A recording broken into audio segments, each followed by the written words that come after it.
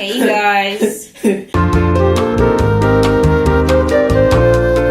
So today's video is called How to Survive Your First Year at San Jose State University. I'm going to give you a black perspective because we're black and that's the only thing that we can give you.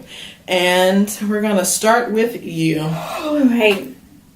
Let me just say, as number one, I just think that people should manage their time. What about it?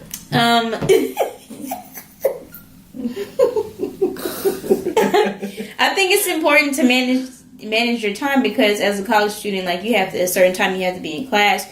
You have a certain time that your assignments are due. Like you have things going on everywhere. So I would say just to be aware of time and when things are due is one of the most important things when you are a college student.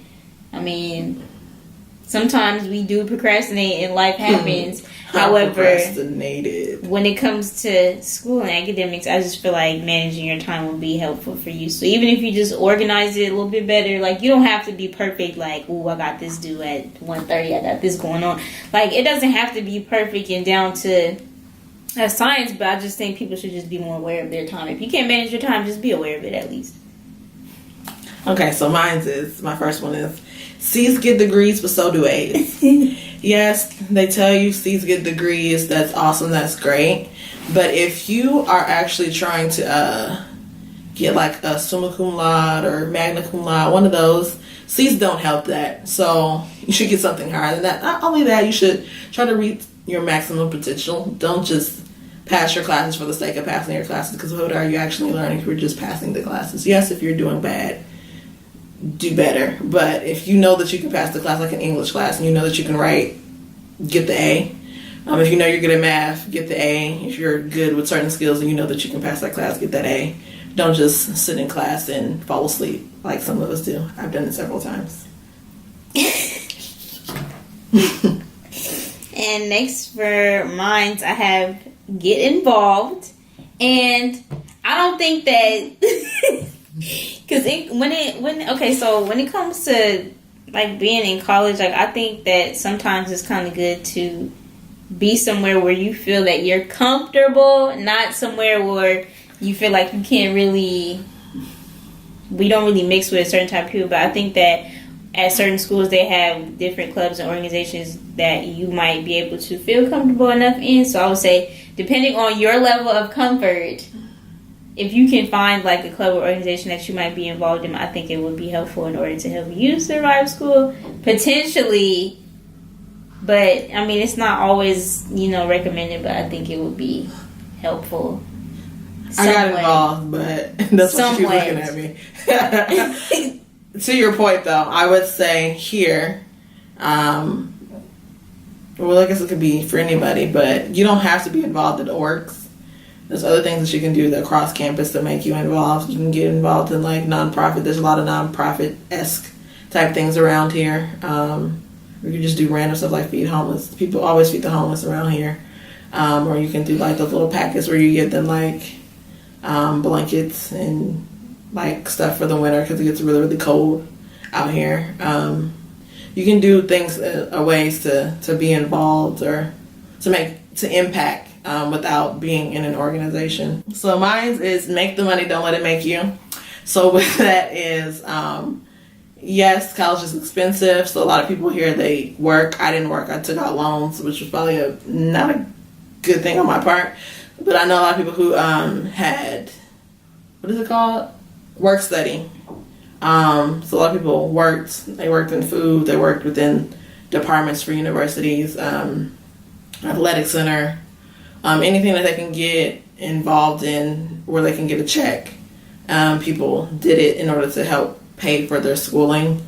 Or it could just be like me, or if you got somebody to fund it, a sponsor, whether it be your family or some other type of sponsor, that's on you. But those refund checks are awesome because when you're hungry, you can actually pay for it. Also here, a lot of people were on, what's it called? EBT. What is it called? Food stamps? They had like food stamps, or they utilized their sources. I know a lot of people who had food stamps here because it was hard trying to be a student, work, go to class, So they couldn't afford to pay for food, so they just got food stamps in order to pay for food. And I thought that was a smart decision because food is really, really expensive, especially in San Jose. Because it's one of the major cities. It's like it's like number 2 or number 3 after New York. So food is very expensive. Important. Yeah, and you got to eat in order to be up and alert in class. True. Your point.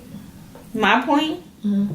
So, speaking of resources, I just want to say utilize your resources because there are a lot of different programs and resources that we have on this campus that I feel like students don't really know about. Like, as far as going to the CAP Center where they have psychology help and... like, if you have, like, a mental... Yeah, like, if you see the light going in and out, it's just because someone's not working within the room. We're in an office space. Okay, but so utilizing your resources as far as going to maybe see a counselor if you're having issues. You can go see an educational counselor. You can go see a psychologist. They also have different special programs that they have for people in relationships. There's multiple different resources that we have on campus aside from just going to counseling. They have gym classes. They have all kinds of things going on campus. So I feel like it's important to kind of utilize your resources. Financial classes. Yep, just to keep your mind off of things besides academics sometimes. So my next point is keep your enemies close, or keep your enemies and your friends close, because 9 times out of 10 they're the same person.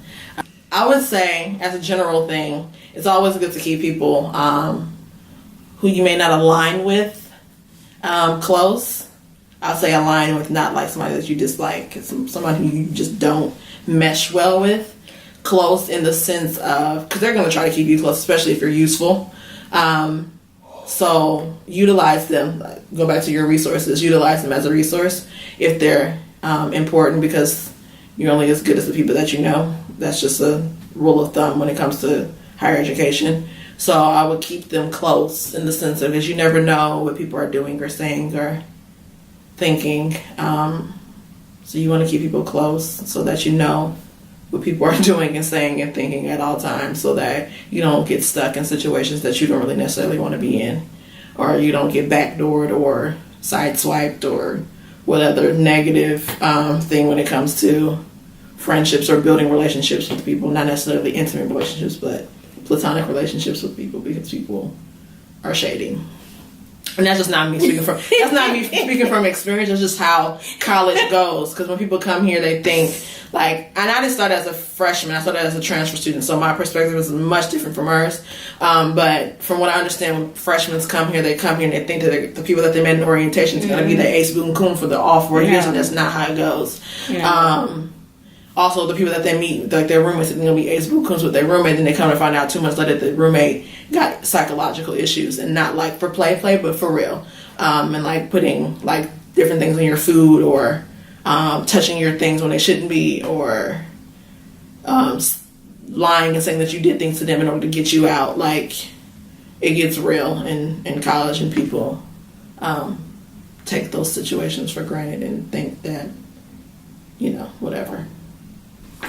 Makes sense. Okay, so next is, this is so basic, but finding a study method, depending on your class that you have. I know people have the same study methods that they might like to stick with, but for me, I just stuck with, or depending on the subject, like there's different ways that I study, especially when I was doing general education. So, I mean, finding what makes you comfortable, whatever helps you to retain information is like one of the best things and one of the strongest resources for yourself that you can learn, because I mean, hey, it helps you to retain information, and that helps you get good grades on your tests, and it helps you pass your class. Next is turn-ups are meant for Thursday. So here people think turn-up is every day.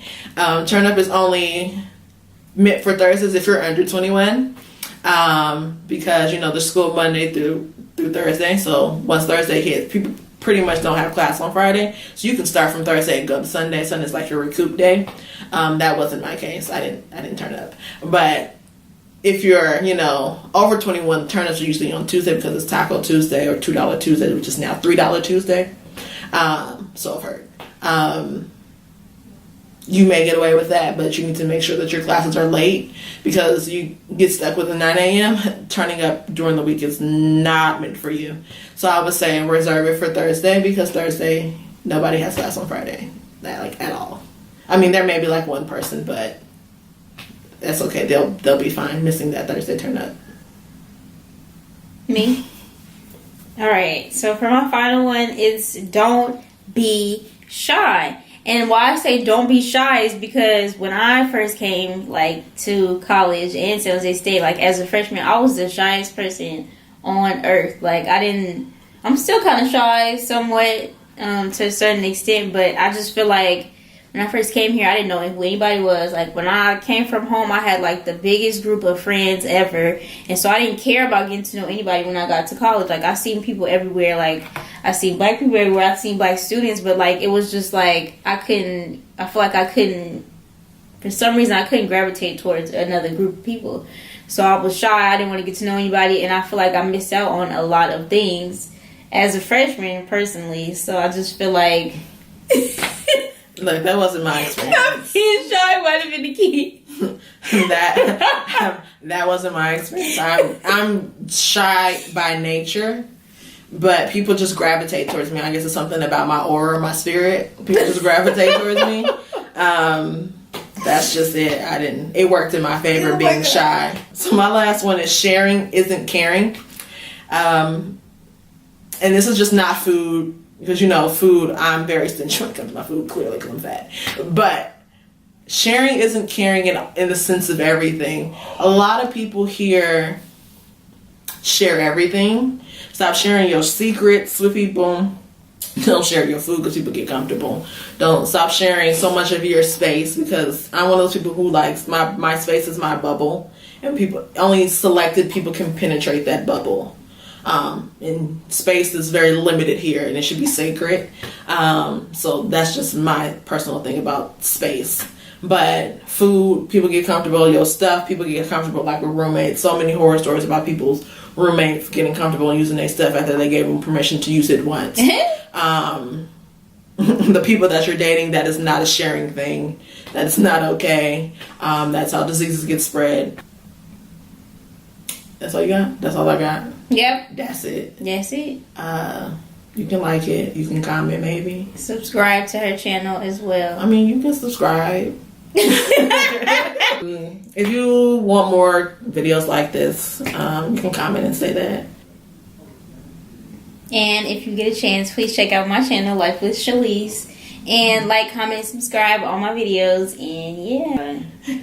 Well, that's all we got. Peace.